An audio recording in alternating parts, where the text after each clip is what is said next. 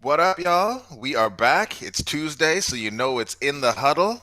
Uh, as things start, this is live. Bear with us if things are looking just a little bit less classy, a little bit less clear than you're used to. We're looking for some things to push through, but we're still here. We're going to talk some Vikings. And I don't know. We got Flip here. Got to ask him the questions because they're back at 500. So it's time to look ahead and find out, is this Vikings team for real?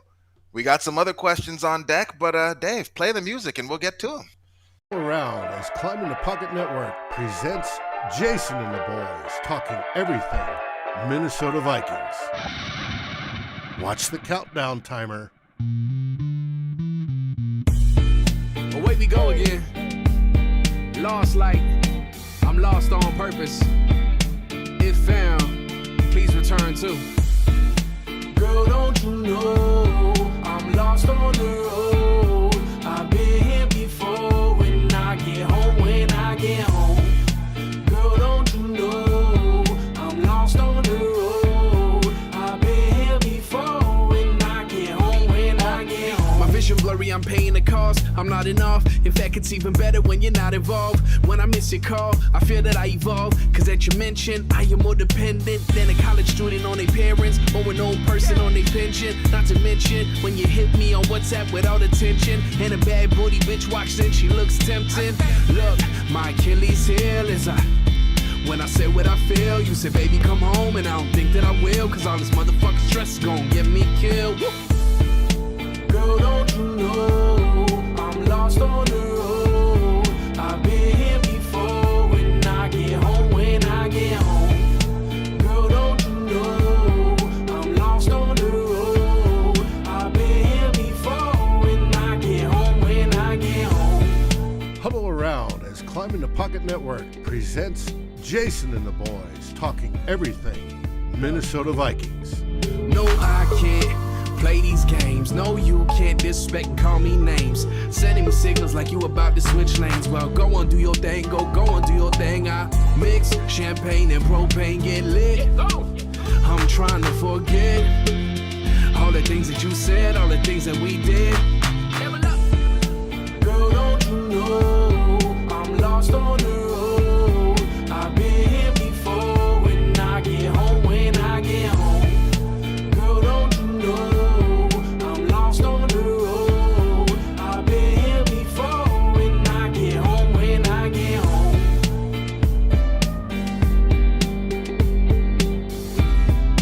watch the breakdown. And I get home when I get home. You just gonna act like we normal now. Good luck.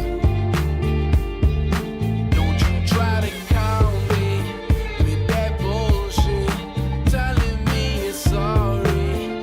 You act too quick. That's somebody else's problem now. You're somebody else's problem now. Don't you try to call me with that bullshit, telling me you're sorry. You act too quick. That's somebody else's problem now.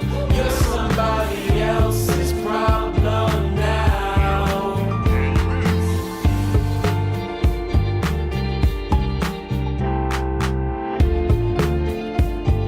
Welcome to Climbing the Pocket Network's In the Huddle, where your favorite Climbing the Pocket personalities get together and talk all things Minnesota Vikings.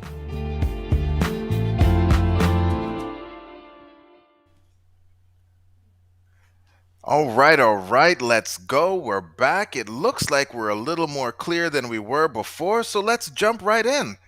Let's talk some Vikings. Before I send it to the man, the myth, the legend, the Flip Mazzi, I just got to give a shout out to Raymond, to Mary, to Vikings Jerome, to Daniel, quite possibly the best speller that we have in all of the comments right now.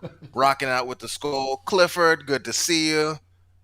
Let's do this. Let's get in. Dave, as always, pleasure to see you. We got Dan in the building. Let's talk some Vikings because, Flip, I feel like the last time we were here talking about this team, the vibe was a lot different, you know? We were in a place where we were kind of talking about Should this be the end for a lot of people here? The team was not playing the way we wanted to see them play. They were playing really scared. Kirk Cousins had an A dot of like 3.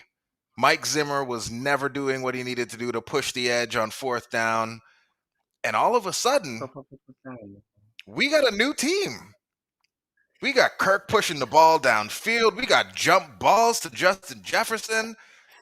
We got Mike Zimmer just pulling out the stops. We're going for it on special teams. Like, Flip, what happened? Is this team for real? Oh, is this team for real? The magic question. See Jayson coming straight with it. Y'all, we're Vikings fans. If you want to root for a team that you know is good or that you know is bad, then you shouldn't be. We're never gonna know. We're never gonna know how good this team is. They could win 4 in a row after the 2 in a row they just won, and we still wouldn't be too sure how they're gonna do in the playoffs. So enjoy the roller coaster ride, y'all. You know, Jay, we always say this version of the Vikings cannot hurt us anymore. So we're just in it for the good times, for the excitement. This has been probably the most exciting Viking season in the last few years, and they're not even that. They're 5-5, up and down and up and down. We're on the roller coaster. The ride is nowhere near finished. So can I tell you if they're for real? No, I can't. I'm not even gonna try. All right, well, that's it. That was the show, everyone. Thanks for no. So we can't tell if they're for real. If we're looking at DVOA, they're around 11th. If you're looking at like the And tiers that you might they get went from down. many others, they are sitting right in like tier 3. And that's the thing. Like throughout the season, through the good, through the bad, our Vikings team has pretty much been in the same place if you're looking at analytics, which is right around average. With the team, with the league this year, maybe it doesn't matter if the Vikings are for real because it doesn't look like there is a dominant team in either conference at this point. So maybe given that as Vikings fans, we know that, we don't know which one of our teams is going to show up. Could this be maybe that magical sort of year that you've always told us is the one that we should be waiting for, which is like the Vikings aren't going to win it all when they're 13 and well, I guess now 14-3, dominating the league, going through, doing all the things. It's going to be one of those years where like we don't know what this team is from year to year, and maybe everyone else doesn't know what the hell they're doing either, and that's just the window that we need to go in and make some noise. Is that maybe what you're feeling? Like, we don't know what the Vikings are, and we know it's very possible that they can go lay an egg in the next game, but given what you've seen through the rest of the league, is there anything out there that's making you feel like this team can't compete with any of the other teams in the NFC? Why not us, right? So it's interesting. I just want to say real quick, you mentioned DVOA. So the Vikings actually, after this win against the Packers, they dropped in their DVOA rankings because Football Outsiders actually wasn't that high on the Green Bay Packers. So that kind of speaks to what you're saying about the NFC teams. The Dallas Cowboys have struggled, losing to Kansas City. And dropping a couple games before that. The Tampa Bay Buccaneers have struggled, losing to the Washington football team. Feels like every team at the top of the NFC has had a bad loss. I don't know if the Vikings have had that bad of a loss, So we've got a team here who's going to play anybody, regardless of how good or bad they are, get to the playoffs. I'm not saying get in with a 7 seed. I don't want that. But yeah, if you can challenge and get to a 5 seed, win a game on the road, that's when I would put them in that frisky category. It's a long way to go to get there. And if you want to get your hopes up about the Vikings making a playoff run, you have to realize that's going to happen on the road, not at US Bank Stadium. It's probably going to be on the road. And that's why this next game is so important against the San Francisco 49ers. It's a game, to be honest, it's only Tuesday. I'm still enjoying the Green Bay win. So I haven't looked at the 49ers game in depth, but I see already that this is another solid NFC team, and the Vikings are playing away from home. So it's a chance to prove that they can do what they're going to need to do in order to win a Super Bowl this year. Yeah, and we don't need to look too far ahead, Yep. but like we don't even really have to get too deep into it. The Vikings at 5-5, if the playoffs started today, would be the 6th seed. The Saints are Yeah. sitting at 5-5, they would be the 7, and San Francisco also at 5-5, sitting at 8. So obviously, from a playoff leverage perspective, this upcoming game is a really important one. But we can get to that in a minute because, like you said, as the folks in Green Bay would have you say, like the Vikings just won their Super Bowl, which, like, come on, Why do like they all of say that was a that? bit ridiculous. Why do they say that? I sent my man, my Wisconsin dude, one GIF, and he's like, "Man, stop acting like you won the Super Bowl." Is that really what you think I'm gonna do after the Vikings win the Super Bowl? You think I'm gonna send you a GIF? I'm gonna be We're gonna be in doing way Vegas. more than that. Yeah, we're We're gonna gonna be be in in Vegas. I feel Vegas, like we okay? talked about this. Yeah, we're not. We may not even go to the parade. We're just going straight to Vegas. I am not sending out gifts to Wisconsinites after we win the Super Bowl. So Packers fans need to stop telling themselves that lie. I'm sorry, I got on a rant. What was the question? Yeah, well, I guess the question, this game. Let's talk about this game Mm, because this game, the last game, we started to see some whispers of it, maybe a little bit earlier in some of the things we saw in special teams, but like I don't know, coaching wise, the offensive scheme that we're seeing, Mike Zimmer, even in the way he's talking about the team and talking about Kirk Cousins, it all seems a bit different. So if we don't know if the Vikings are for real, I'm gonna maybe ask you this then. Do we feel like Mike Zimmer is turning a corner? Because if we look at the whole season, Mike Zimmer and his fourth down calls still towards the very bottom of the league. But if we just look at the last couple of weeks, Mike Zimmer's hanging out right around average in the league. How do we feel about it? Is Zim finally evolving? when Did he the smells seat get warm enough everything. to make him change his ways? What do you think on this? Like, has Zim done enough to win you back? Do you have hope for moving forward, or do you think the first time Kirk actually throws one of those interceptions, we're going right back to what it used to be? I wouldn't be surprised if it goes right back. I think winning solves everything. And I think the issue with Mike Zimmer having been here so long is that a lot of fans have settled on their opinion of him, on his defensive mindedness, on his leadership style, and most importantly, how he thinks of the offense. I would just challenge you fans to stop being so inept in how we view Mike Zimmer and whether the offense performs or not. Maybe, like I've always said, Mike Zimmer doesn't care about the offensive side of the ball at all. Like we've seen him ask his quarterback to be more aggressive in 2017. We've seen him ask to be his quarterback to be more conservative with Kirk Cousins. So if the quarterback's playing well, Mike Zimmer's going to say good things about him. If the quarterback's not playing well, Mike Zimmer's going to say bad things about him and not want him to get the ball as much. It's not that complicated. The guy, no matter what you think about Mike Zimmer, you should be giving him equal credit and blame for offensive success or failures. I don't like this setup where every time the offense plays poorly, it's Mike Zimmer's fault. Every time the offense plays well, it's the quarterback and it's the offensive coordinator who takes the credit. No, it's just Mike Zimmer, his being his same old Mike Zimmer. He wants the offense to score a lot of points. And if they don't, then he's going to trust his defense to try to win football games.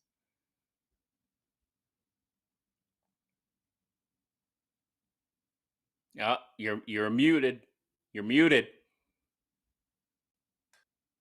Got so excited over here with the folks from Facebook coming through, put myself on mute, left myself on mute, but wanted to give a shout out to Shout out Matt Patrick. coming through. Matt was over here letting us know. I mean, he's keeping the bar high, and I love to see that. Anything less than an NFC championship, and Zim got to get up out of here. I love seeing it. Love keeping the bar high. No need to get caught up in the excitement of a couple wins and lower our standards because they got us feeling good again. And Patrick coming through from the Bay Area, giving us the news from the ground, letting us know how it's going on. And I don't know. I think we have to check in with Patrick all week long to figure out how things are going, how folks are feeling out in the Bay. But let's hop back into the next thing, which is, we got Dan over here talking about how Nice. conservative things have been. And, even after the game, Kirk it seemed like he maybe was a little mad at himself for making some plays that weren't the smart play. The plays worked out, but the process was bad. And Kirk wanted to let us know right away some of those plays, he shouldn't have made those plays. He shouldn't have done that. Those were plays he shouldn't have made. And he might, if it was up to him, he might not do that thing again because he knew he was playing with fire. There were some turnover worthy plays that, the bounces went our way. How do you feel hearing that from Kirk, given that, letting it rip, making some of those bad plays when you have a Justin Jefferson and an Adam Thielen out there catching passes are actually okay plays? Did that make you nervous that maybe Kirk was going to shell up as we move forward? Oh my! I don't listen to the post game interviews like that. I think that quote's hilarious. I've watched Kirk make a lot of dumb plays over the last 4 years. Okay, I've seen him throw short of the sticks. I've seen him take a knee on third down. I've seen him play a full down on one shoe instead of taking a timeout. I think I've seen him slide short of the sticks. So for those almost interceptions to be dumb in his mind, those are the best dumb plays Kirk Cousins has ever made. Keep on throwing the ball downfield, Kirk Cousins. It's okay if you throw an interception. We're not going to turn on you. We're going to understand. You've thrown 21 touchdowns and 2 interceptions this year. Nobody's going to be like, man, Kirk only threw 21 touchdowns and 3 interceptions in his first 12 games of 2021. No, keep on taking these risks because it's working. And you know what? The main takeaway should be it's like, hey, I took a risk and it didn't get intercepted. That's also a possibility. When you go deep, a lot of good things can happen for the offense, either a penalty or a catch. So, yeah, like Daniel's saying, never smarten up. Keep on playing dumb, Kirk Cousins. I think there was a fascinating view into how Kirk Cousins thinks, though, because Yes. if those interceptions do get, if he throws an interception and then they ask him about it afterwards, he's very careful with his words and will dance around and it really won't be his fault for throwing an interception. But then Right. when he makes a bad read, almost throws an interception, but it goes for a big play, he's walking it back right away to let us okay. He's like, I feel like I my bad, understand a little bit guys. more about you, but don't smarten up, please. At all. My Don't do bad, that. guys. I was trying to win the game, guys. My bad. That's my fault. I'm sorry. I shouldn't have It's thrown it my up to fault. Justin Jefferson. It was the wrong read. CJ Ham was open in the flat. Next time, I'm I'm telling going to you. go to CJ Ham. Yeah. I mean, we'll have to turn over the ball, but it was the right read. Next time, where's that stalker guy? We got to throw it to stalker. So, Flip, walk me through just your thoughts, your feelings, your emotions of this game that in the beginning, as often happens, it felt like, hey, this is another game the Vikings are going to run away with. And then, as is our Mm-hmm. custom, we're like, oh, shit, let's let the other team back in the game because, we forget to play defense and maybe aren't doing as much on offense anymore. And it's like, oh, damn, they're winning. How did this happen? Walk me through your feelings on this game. Were you feeling comfortable, confident the whole way through, or did that feeling of dread that we've come so accustomed to, did that start to creep in as Aaron Rodgers and the Packers started to do what we've seen so many other teams do to us over the course of the season? Yeah, I think what was noticeable about that game is just the way they were passing it. They were trying to win the game. So a lot of the things that we saw in the first half were pretty routine for the Minnesota Vikings. They were balanced. They ran it just as much as they passed the ball, but the passes were further downfield. The defense also was struggling. They couldn't generate a big pass rush on Aaron Rodgers, and that's just an issue when you're playing against a 2020 NFL MVP. Sooner or later he's going to get his if you're not getting consistent pressure on him, and you saw that wasn't happening. So I always thought that a comeback might be a possibility, but knowing that the offense was going to continue to try to push it downfield, throwing it to Justin Jefferson, throwing it to Adam Thielen, really, really gave me hope for, hey, maybe we can pull this one off. And it's always helpful when Mason Crosby's dinking a field goal off the post too. That's when you got some mojo on your side. Oh no, we had the extra point though. Like, there's all the things that like No, always. it, is it going our way? But in the end, the good See, guys won. So like, yes, Jay and I always used to have this conversation. I'm a fan of the close game. I want to be watching at the end. I bite my nails on a Wednesday, so I'm happy to bite them on a Sunday. Jayson is more of a blowout guy. He wants to see the blowouts because he enjoys that. So these games are right I up just want my to see alley. us. Maybe I just want to see us put it on like, I want to know that we're a dominant team. I just want to have that it's been a long time since we've had that team that could go in and just put a hurting on some other teams. And I miss that feeling, Flip, where we just go in and like the other team doesn't even want to be on the field with us anymore by the time as the game is over. They're just running out the string because they don't want to be there. Like I just want that for us again, where we just have an yeah. actually dominant team because we have so many pieces that get you close to being there. Like, we have so many of the right pieces for today's NFL to be a dominant team. I just want to see us put a game together from start to finish and run some of these folks out of the gym. I Just a can't couple. hate on that. Maybe we'll save it for I the think playoffs. We'll save them for the I'm playoffs. sure you're not the only one, Jay. I'm sure you're not the only one. Well, I guess we're saving them, though. We're saving them. We're going to go on that run. The comments have told me we're going on that run. I guess that's where it is.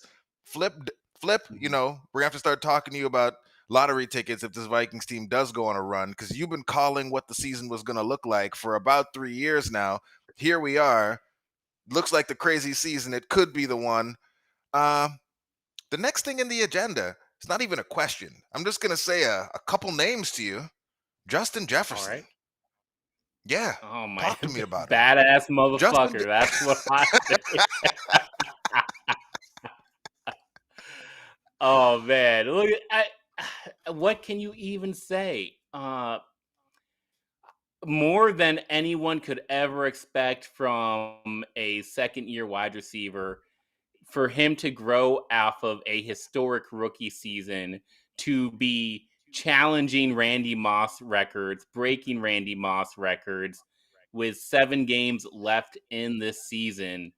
It's a blessing. And I love watching his career.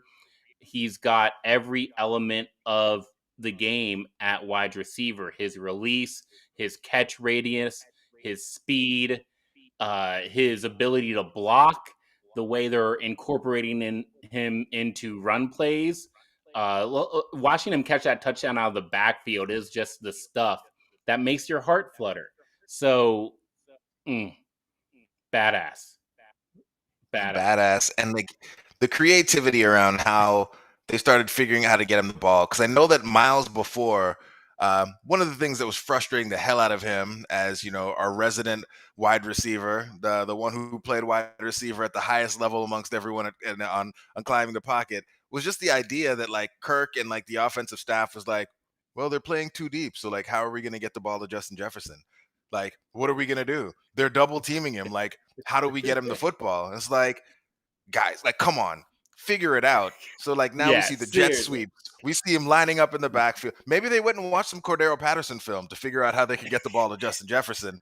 But whatever it is that they did, here we are. And yeah, the man is unguardable. And it is just a pleasure. It is a joy to watch him light up opposing teams week over week. And it's so much fun for a team like ours that is not in a major market, that doesn't get the love from the mainstream folks. Just seeing the timeline during our last game where like every major media personality was losing their shit over Justin Jefferson and everything he was doing in that game. It was just, yeah, just everything about it was Yeah, just a joy to watch, both on the field, on Twitter, on social media, just everywhere. The man is a star, and it is beautiful to watch it happening. And I am just happy that the team has finally figured out that it doesn't matter what the opposing team is doing. We are yeah. going to get Justin Jefferson the football, period. Doesn't matter Play where we have to dumb. line him up. Play dumb. Yep. Just Play throw it to dumb. him, damn it. Play dumb. Maybe watch some Case Keenum tape and just get to it. You got to Yeah. love it, man. You got to love it. Zimmer telling Kirk, keep throwing him up. Case Keenum was probably Oh at yeah. home, triggered as hell. Like, wait, what?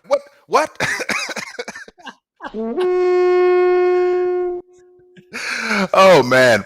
Well, the last thing, I know that you said you don't want to look too far ahead, but I mean, we can't help ourselves. We were worried about this stretch of the schedule that the Vikings just came through, and after the season started, it looked like, oh damn, like people might get fired before the bye. Here we are at 5-5, and the schedule is getting a bit more favorable. Can you look ahead for me just a little bit, Flip? Can you look at the schedule? Do you feel like this team is now poised to really get some momentum behind them coming out of what was supposed to be the harder part of the schedule? I don't even know who we're playing, Jay. Honestly, I know we're playing San Francisco next. Yeah, Maybe yeah. Dave has a schedule. Um, San all I know is Francisco, the Lions, the Steelers, the Bears are the next four matchups for the team. all I'm saying is I saw some people saying, "Hey, we can get into the playoffs at 4-3." That is unacceptable. 9-8 is unacceptable. That is right back where we've been for the last 25 years. Okay. I don't want 9-8. I want 10 wins or 10 losses. Show me who you are now over the course of the next 7 games. Don't wait until the first round of the playoffs. No, I want to see you prove that you belong, streak into the playoffs. It shouldn't matter who's on the schedule, to be honest, Jay. After watching the last 10 games, we could be playing the Chiefs or we could be playing the Washington football team. We're probably going to put out the same product. So, David, you got to make that schedule bigger. I mean, no one can see that right now. Yeah, make it bigger. Something. so I mean, oh wow, you're going to cover me up. I'm the And he's one just gonna talking. You're cover going the to flip. cover me up. There we go. There we go. I don't like we could beat the 49ers and lose to the Detroit Lions. So I don't care that much on who we're playing. I do care about how many games we win, and I want to be in that 5 seed. Anything less than the 5 seed, I think, is a disappointment for where we are right now in the season and how this team looks in terms of getting to 500 through the tough part of their schedule. Love it. And shout out to Steven. I've lost his comment, but I think he's somewhere in here. I think I saw his comment We from Steven saying repping all the way from Australia. So, shout out to Steven. we Uh got Clifford in there. I see you, Clifford. Clifford. Clifford, I see my you. man. There 2 you are. Good wins. to see you. Don't we play the Bears twice, don't we? Yeah. We're all these people. Where's Ted Glover? We're all these boys who are crying over the fact that we didn't draft Justin Fields. Where are they? Where are they? I mean, Oh, one's I right might have here. been okay with us Justin. One's right I here. might have been okay with us driving Justin Fields. Shit, I still Okay. might be okay if we drafted Justin Fields. Mac Jones too. All right. All But right. Stick with it. we didn't. We didn't, and here we are. Yeah. And we're Bad chilling. takes They're die soft hard. looking. They do die hard. They do die hard. But that's it. I feel like that's all the stuff we wanted to cover today. We wanted to just live and bask in the joy of the victory. over the Packers. There was no parade, so I guess it wasn't the Super Bowl. We got to keep going. We got to play another game. We got to go on the road. Who would have thought? I know you haven't looked all the way ahead. How do you feel about this matchup? Outside of the fact that we probably won't have either of our starting tackles against a team that loves to run the football, do you have any other thoughts on how this game might go? Is this going to be our get back for what they did to us a couple seasons back in the playoffs? I don't think anything's changed from a couple seasons ago back in the playoffs. I mean, are both of our defensive and offensive lines are the weaknesses of the team. Everson Griffin is still tired, just like he was back in 2019. Well, And invite us next time, Mary. and the offensive line, I'm glad that they've had a couple weeks off to not be a center of attention, but I really have concern there. So it seems like the only way we win this game is if we throw the ball to Justin Jefferson. There we go. We got to air it out. And Daniel, I know all their running backs are hurt. My fantasy teams are suffering. So thank you for bringing that up. It hurts. But that's it. That's the show. We've run through it. We'll have more shows coming later this week that'll get into a bit more of the preview action. And to tell you a bit about what's coming up, David, come back to us. Talk about what's cracking. Where you at? I'm coming. Hold on. Put down the bourbon. Talk to the people. No, I like the bourbon. I like it a whole lot. What we got is tomorrow night, we have a special guest that's going to be joining us. His name is Niner Beto on Vikings Happy Hour. Niner Beto, right here. That's his avatar. That's what he looks like? Yeah, well, yeah, sort of. Very much so. He is from San Francisco, been reports on San Francisco. He runs Niner Sickness 49, and you can find him on Twitter. You can find him on YouTube. Great show. Does a lot of stuff. He will be joining the crew for Happy Hour tomorrow night. It should be a fun show as we break down the game this weekend and maybe talk about some of the greats old time, how Anthony Carter fucking whooped up on San Francisco way back in the day. Maybe some things like that. Who knows? We'll see. And then it's the holiday. I want to wish everybody a happy Thanksgiving. Stay safe, stay healthy, eat tons of food, drink good beverage to help wash it down. And then we rejoin everything on Saturday for Two Old Bloggers, where myself and Darren talk about the game. Happy Thanksgiving, everyone. But Daniel got Dave for that one. I could barely see Dave in the circle. Hey, how about now? Yeah. No, you're still blending in, man. You're still blending in, bud. Because I'm wearing the camouflage today. Hey, shit happens. I like it. Thank you, everybody. And if you haven't already, tell your friends, subscribe, join in the fun. We're Ring the just bell, short of all that good 1,000 stuff. subscribers. We need to hit 1,000. We only need like 22 more. That's it. That's all. That's the show. Dave, play the music. Skol, everybody.